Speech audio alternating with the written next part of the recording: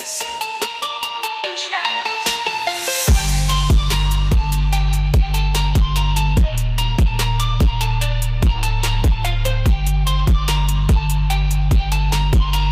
back to the D&D Talk Wrestling Podcast, episode 29. In this episode, we're going to do our reactions to Summerslam that was over the weekend. All 12 matches. We'll pick our favorite match out of the night.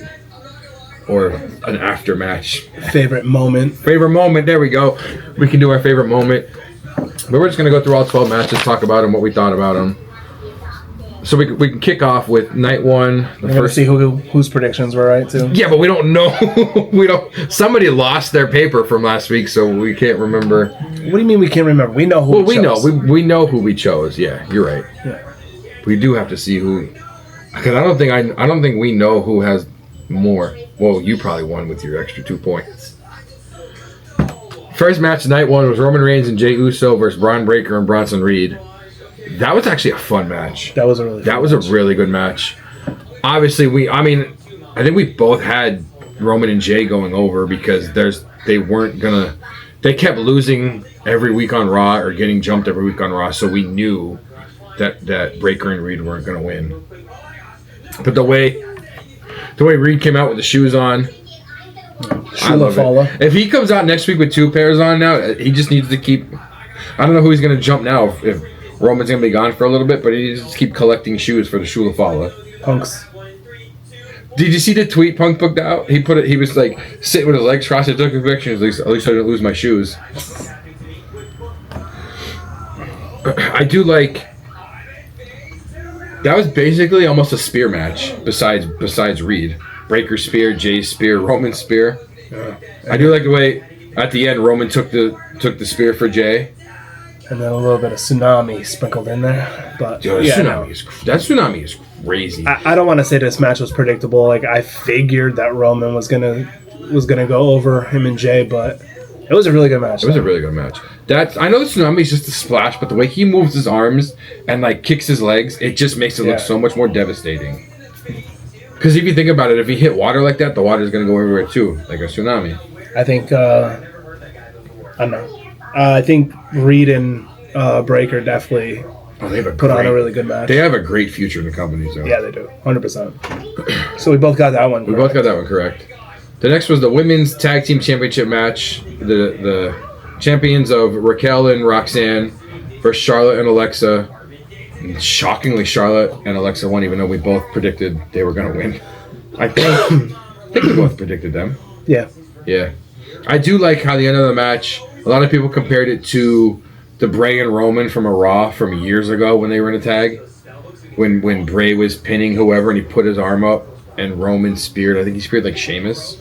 Yeah, I like how they played it to where like when Alexa hit Charlotte and it was like, oh, Charlotte's going to get a revenge now. Yeah, Charlotte's going to flip out. Because she even like mouthed. She was like, I don't like you. It looked like she said, I don't like you or something. And then gave like the boot to Roxanne. But I do enjoy the finish. The little modified version of Sister Abigail is awesome. Yeah, the way she holds it, but then she like twists her arm around. Yeah. And so instead of like it's a face plant, it's more of a DDT. It's more like a DDT. Yeah. When they had their rematch on Raw, and they were like, it was pretty much Alexa versus Roxanne and then Charlotte against Raquel. I was like, it's kind of like the goth team is looking at like. It was like the team of goths versus the team of cheerleaders, and they were almost like parallel to each other. Because you have Charlotte and Roxanne, who are pretty much the same height, Charlotte. Oh and no, you're Raquel, right. They're like the opposites. And Raquel. Raquel's got a little bit more muscle on her, but then you got Alexa and Roxanne, who are basically eye to eye, and it's like the goth girl against like the cheerleader. It's basically the same team. Yeah. I thought it was kind of cool. It is kind of cool. Yeah. Now that you put it like that, I didn't even think about it. Yeah. I don't know. Seeing it on Raw is what made me think of it. I don't know why. The next match, I think we both got wrong. I picked Cross. Yeah, and I picked Cross. I think because I said the Righteous are going to come out to help Cross. But the next match was Sami Zayn and Karrion Kross. Yeah, we were both wrong because Sami Zayn won somehow. I'm pretty sure that was Cross's last match in WWE as well. Yeah, I think so. I think he's... Like we said on the Rewind, as of right now, there's no contract. I'm pretty positive it's like Saturday is when his contract comes up. Yeah, there's no contract offers in place, and their contracts are up this weekend. So I do like how Scarlett handed the pipe to Sam. He was like, "Here, use it. Like use it." And he was like, he just threw it down. He's like, "No, I don't want to." yeah, it would have been nice if Sammy used it and then won. Then that would have made sense. It would have made a little right. It would have made sense. It would have helped the story go a little bit more. But I think that's the end of the story. Because even the interview on Raw, Sammy's like, I want to have a world title. I don't ever see him getting a world title. No. I see him being stuck in the mid card. Not after Seth has it, and then after Seth, it's what Punk's going after it. After it. You have the potential with Breaker in the future. Probably Knight even. Like there might be more stuff with Knight going on. If Sammy stays in WWE, I see him. He's this generation's. Well, no, because Ziggler had a world title, so I can't even call him this generation Ziggler because he's pretty much stuck in mid card. I don't ever think. I mean, he go to SmackDown and fight Cody, but I can't see him. He had the NXT title, but that's not really. I mean, that's not really a world title. That's the NXT. It's the NXT title. The only way I see you winning another big title is if you leave the company, or maybe you go to TNA and get it off a trick in TNA. I don't think. Well, yeah, no, the TNA would. I at first I thought you meant AEW, and I was like, I don't think. I was gonna say AEW, but I don't even see if he went to AEW. I don't see him being any more than mid card in AEW as well. That's fair. I think he's stuck in mid card. The next match was actually a lot better than I thought it was going to be. Tiffany Stratton versus Jade Cargill. That was a really good match. Jade has come a long way. I saw a tweet from Kofi that as soon as, because Jade had like the Jamaican flag on her, Kofi was like, I like how she's honoring my past, but I think I did it better than you did. And he put pictures of him wearing all the Jamaican stuff. That was a really good match. I think we both had Jade winning. Yeah, I thought Jade was actually going to finally get it. Yeah. I think she might be another one stuck in mid Tiffany Stratton, Stratton's she's the longest current champion. Yeah. At over 200 days now, because it was like 208, I think, on SmackDown. Beating people like Cargill, people like Charlotte, like Nia. They really strapped the rocket to her. They're really making her a lot more than. Let's be honest, she is super talented. I know you said you watched it. I didn't get to watch the Impulsive yet. I didn't know she was out in months in NXT because like an altercation with a dude or something. Yeah. She talks about it on Impulsive, but I saw the clip of it. Anybody watch that episode. If you're a Tiffany Stratton fan in any even if you're not, it might make you a Tiffany Stratton fan. Yeah, no, it was really good. 100%. Next, I think you got the next match right and I got it wrong. Drew and Logan defeated Randy Orton and Jelly Roll because I really thought Jelly Roll, because as he said on What Do You Want to Talk About This Week, I saw the clip of it, he said usually the celebrities go over, and he told Hunter, no, I don't want to, because you usually make the celebrities go over. Yeah, technically Logan Paul's a celebrity too. Technically Logan Paul's a celebrity, but he's on the roster. He came in as a celebrity. Others have done it. I'll think of somebody. I don't know who, but others have done it. Oh! David Arquette. Let's not talk about that. I changed my answer from the rewind yesterday. What? The one thing about changing wrestling history, David Arquette winning the world title. I don't think that mattered in the grand scheme of things. They were already going downhill when he won it. Yeah. They were already in a free fall. That just kind of added a couple rocks to the basket. So, that was a really good match, though. Jelly Roll actually performed really well. I have a lot of respect for Jelly Roll after that. He went out, and that splash that he took through the table from Logan. That was nuts.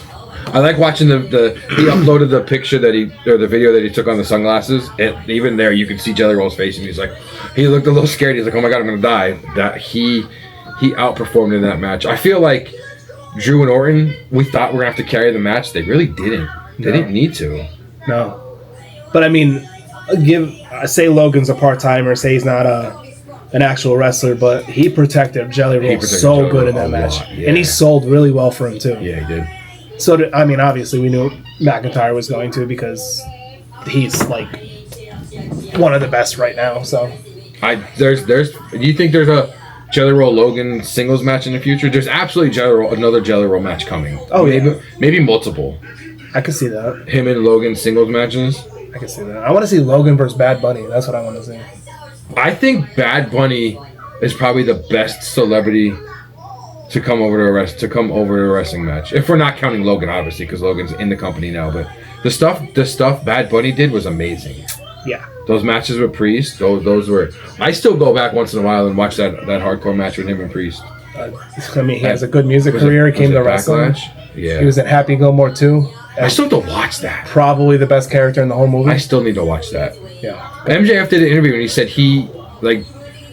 Bad Bunny put him over so much with like all his matches. I was like, oh, Bad Bunny's like that wrestling fan, not just WWE. Like, no, he's a wrestling fan. Yeah. That's cool. Then the main event of night 1. We're not gonna go too much into. No, the main event of night 1, CM Punk and Gunther. I got that wrong because I said Gunther was gonna win. That man, I said. I actually go ahead, explain what happened because that's exactly what I said. I mean, CM Punk won. That's what happened. That's all we need to talk about. CM Punk did win. We don't care about what happens after that. Congratulations on your 5-minute and 30-second title reign. No, it was 5 minutes and like 10 seconds or something. Because Mr. And I can't, Money in the Bank. I actually have him on my shirt today. I don't know why. The visionary. The revolutionary. I will say I do like the way he came out. I like the way he came out on the crutches, limping out. I like. And then he just he came out on the crutches, talking crap, saying you better hold on to that belt, and then turn around and. I think Heyman ruined it a little bit though, because Heyman stood there still, the whole time, even when Seth walked away. Heyman should have walked away with him. Yeah, but I like the scene to where Seth timed it up with his music. So as soon as it said "burn it down" again, it was like "burn it down," and then he threw the crutches. Threw the crutches. Oh my God, that was awesome. I texted him right after Punk won, and I was like, "I swear to God, if Seth's music hits, I'm done." And what happened? Seth's music hit. See, the funny thing is, if you look at Seth Rollins, he has 2 of the most memorable cash-ins in history. Oh God, yeah, the first one at Mania. Well, his first one at Mania against Lesnar and Roman, and now this one. Yeah. What one do you think's better? The first one, because no one in the world expected that. I think a lot of people had a feeling this one was coming. Well, I mean, I had the theory, but obviously I wasn't the only one in the world that thought it. No, I've had a couple people at work came up and said it to me. But the first time, nobody thought it was. Nobody thought it was. No.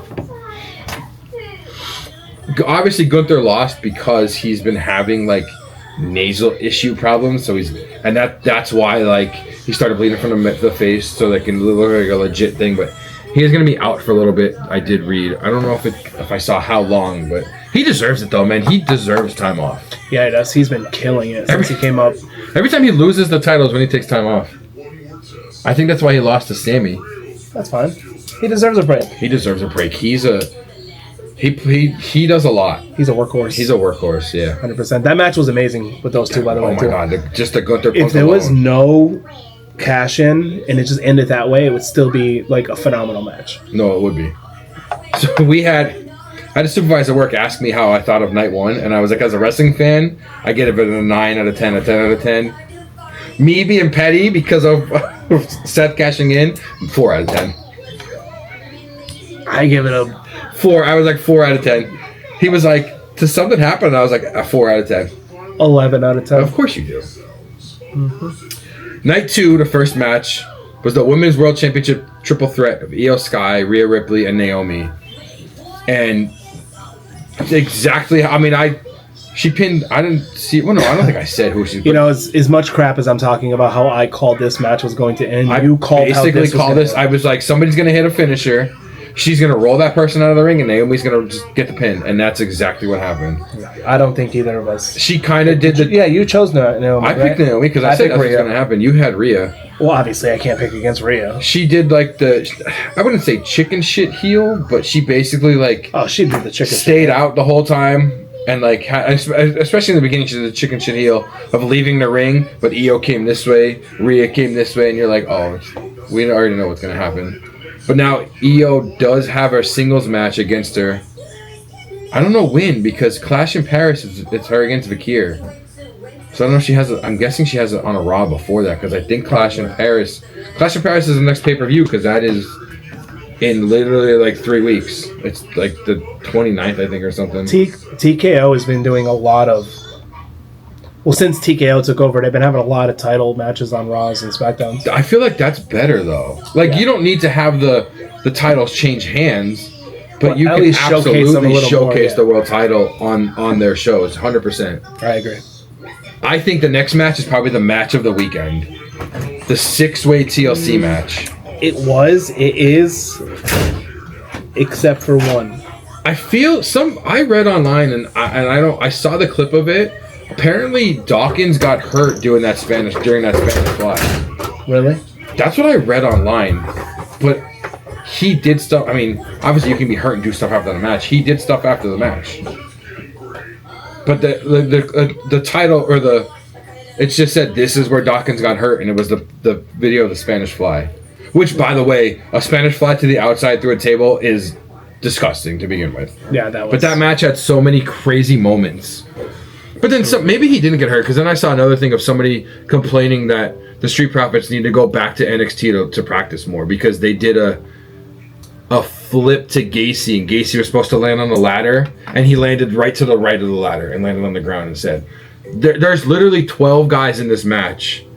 You're not going to be able to do everything that you're supposed to. Yeah, the Street Profits needing to practice is like one of the wildest things I've ever That's done. crazy. That's one of the best tag teams of our generation. In my opinion. I would absolutely say that. I'm so glad when those rumors came around of them breaking up, they never happened.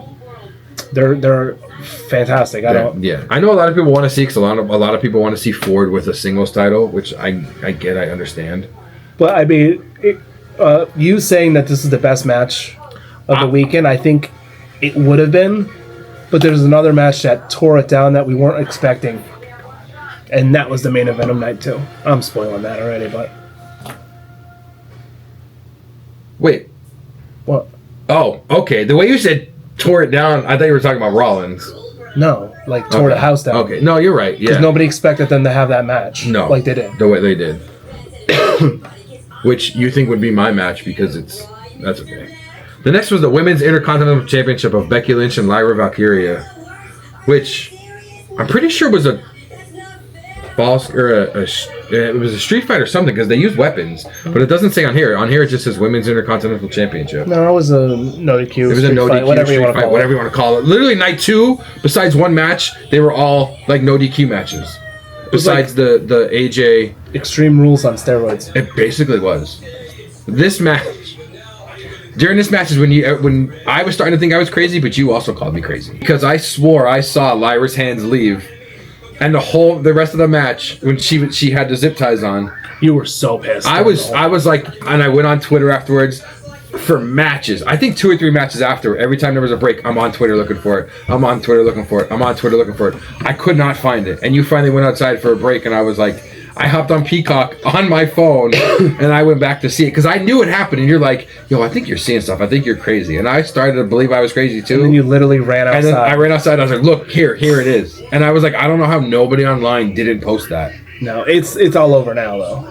People found it. Yeah, I feel like I should have posted it first. I could have got the credit for it. I mean, honestly, I thought this match was going to be kind of a snooze fest, but it really wasn't. They were actually really good. There was a lot of story, especially with Bayley coming in at the end. Yeah, there was a lot of story. They beat the shit out of each other. They really did. Also, let's go back to the ladder match really quick, and let's give props to Candice LeRae for taking that bump.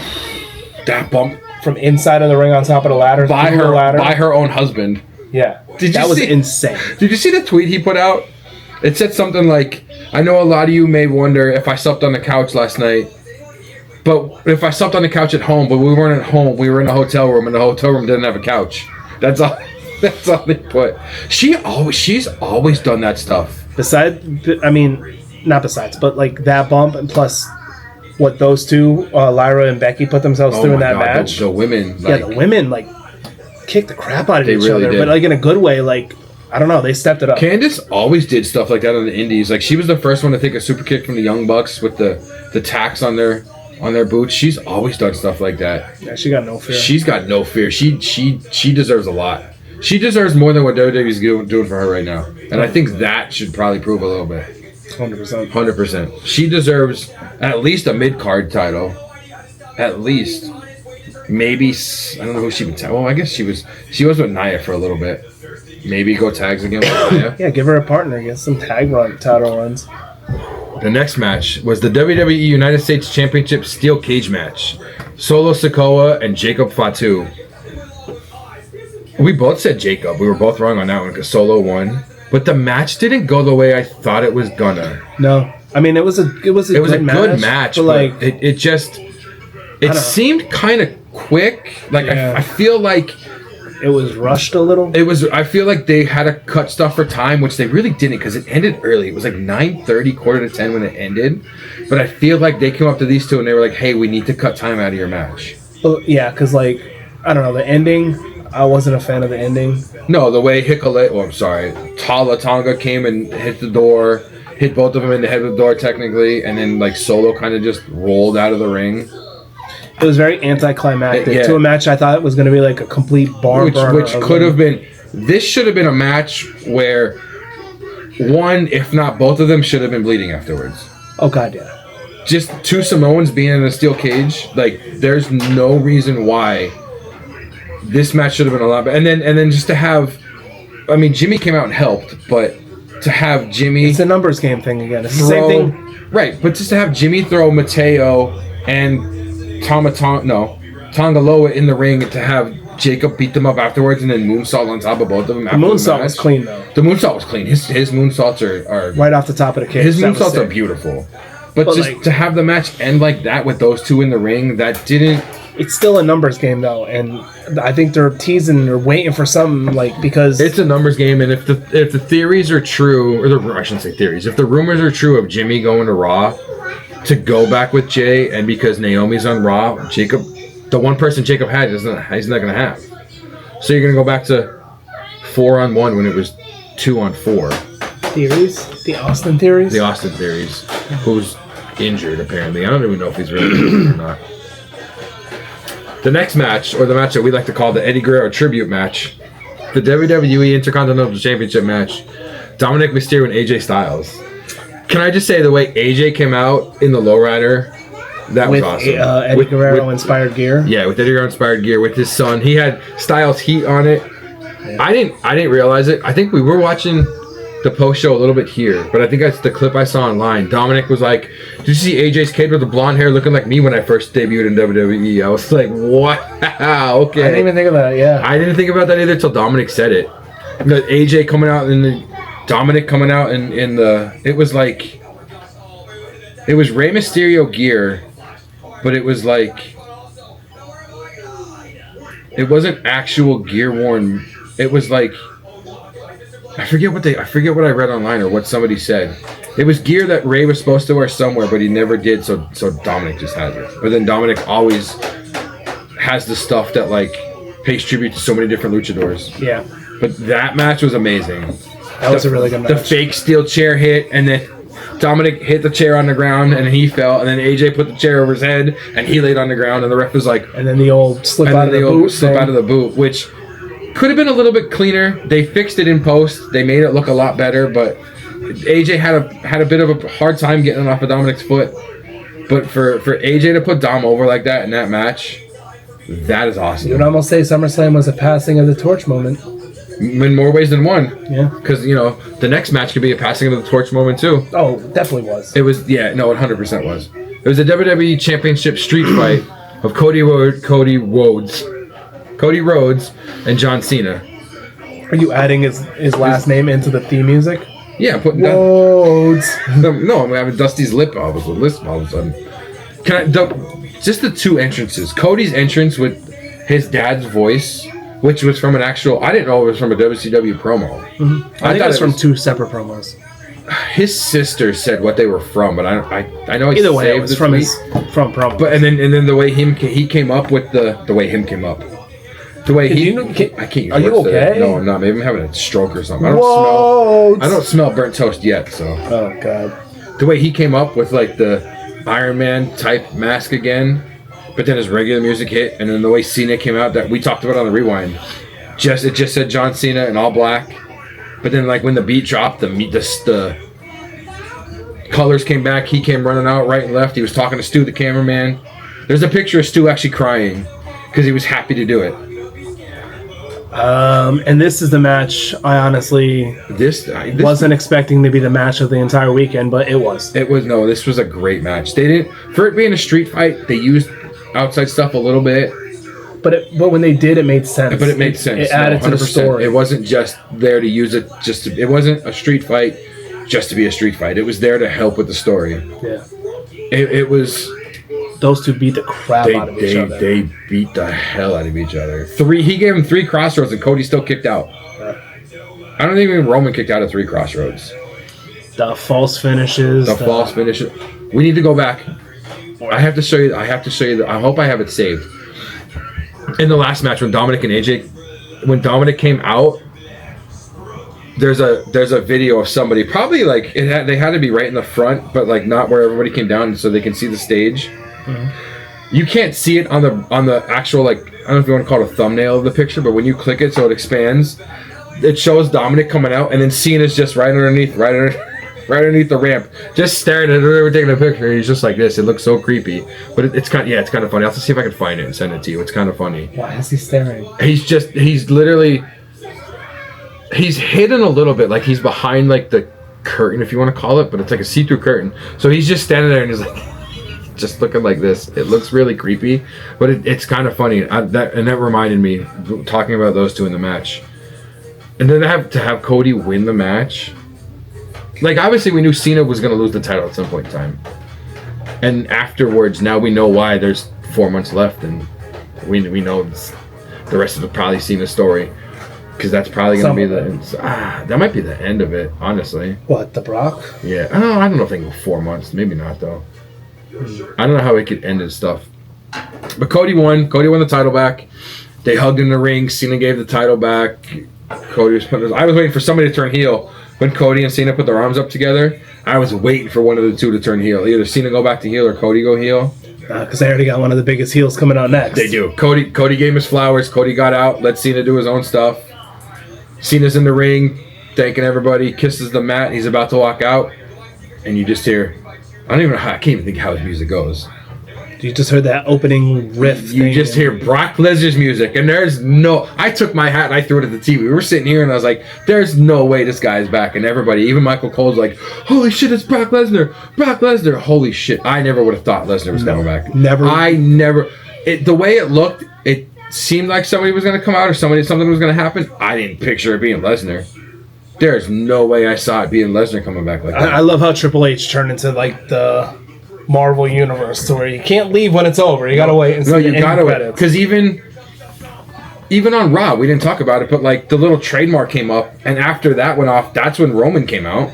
Yeah. Roman came out after the trademark came up and was gone. Mm-hmm. So you gotta wait till the end, till the screen goes black, and they're in the post show, because even during the post show stuff happens. But Lesnar comes back, hops in the ring, gives him an F5, hops out of the ring and walks away. And rumors have it that John Cena wanted to face Roman Lesnar. I mean, he probably wants to face Roman again. That'd be nice. And then the funny thing is, somebody asked Cena, and Cena goes, they just stacked him up, and I just knocked him down. And I was like, you got knocked down, though, Cena. I'm like, come on, buddy. I mean, that was the best match of the night, but the biggest surprise of the weekend, sorry, Brock, goes to my boy. Is this a surprise if you called it? I called it because me and him are on the same level. Oh boy, here we go.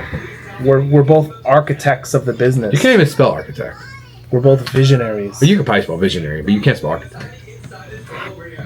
Go ahead now. Figure out how to use codes. We're both messiahs. No, you just took the fun out of my thing. You have to slay my happiness. Get it? Whoa, Slayer. I think that's going to lead to a long feud between Seth and Punk.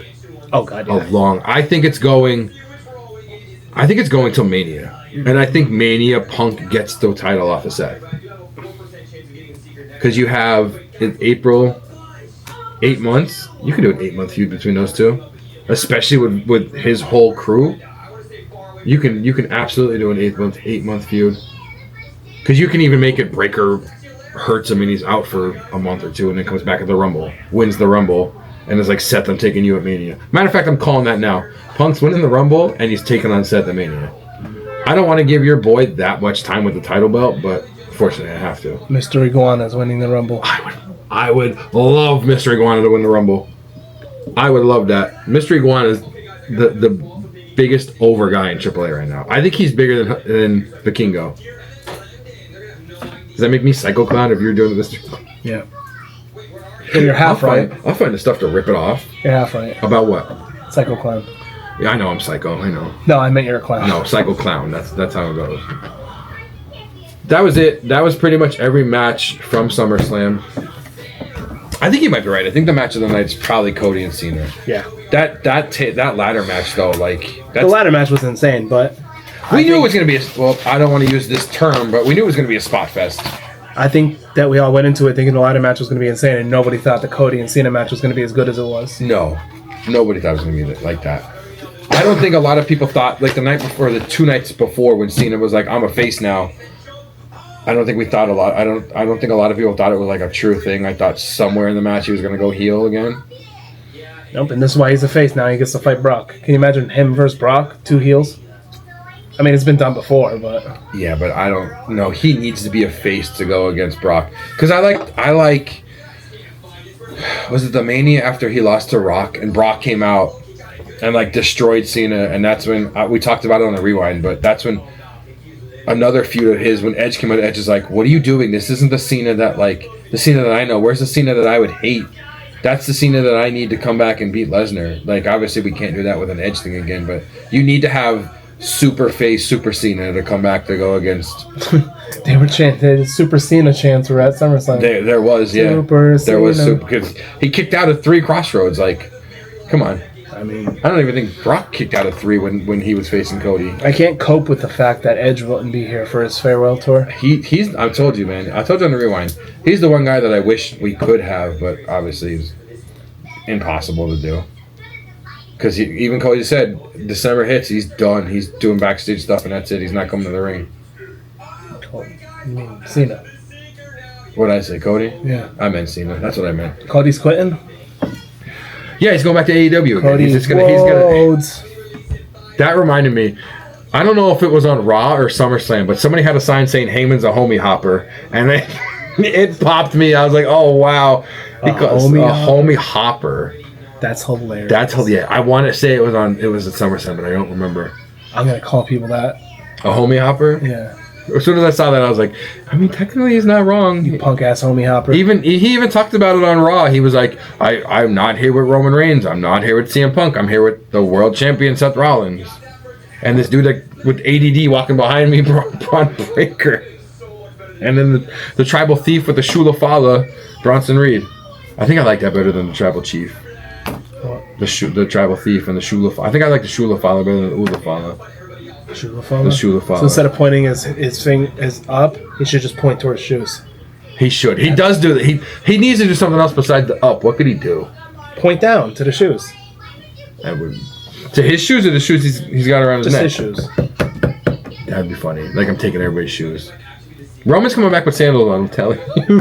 He's tired of getting his shoes stolen. He's gonna come back like Umaga with his feet taped. With his feet taped up? Yeah. Like steal these. NXT Solo? Yeah. They just cut the tape off and he walks wearing the tape. That's great. I don't know if it was on Busted Open or he was on another interview thing, but Bully Ray was like, I didn't understand the significance of the shoes being stolen until everybody was like in shock after it happened. And I was like, oh yeah, I guess you wouldn't understand the whole shoes being jacked thing. Because I guess that's way behind, that's way past his generation type thing. I think that's it. I think that was our predictions for SummerSlam. Nope, that was our reactions. That's what I said. That was our reactions to SummerSlam. You said predictions. I meant reactions. All right, we'll see you guys next week. Later. See you next week.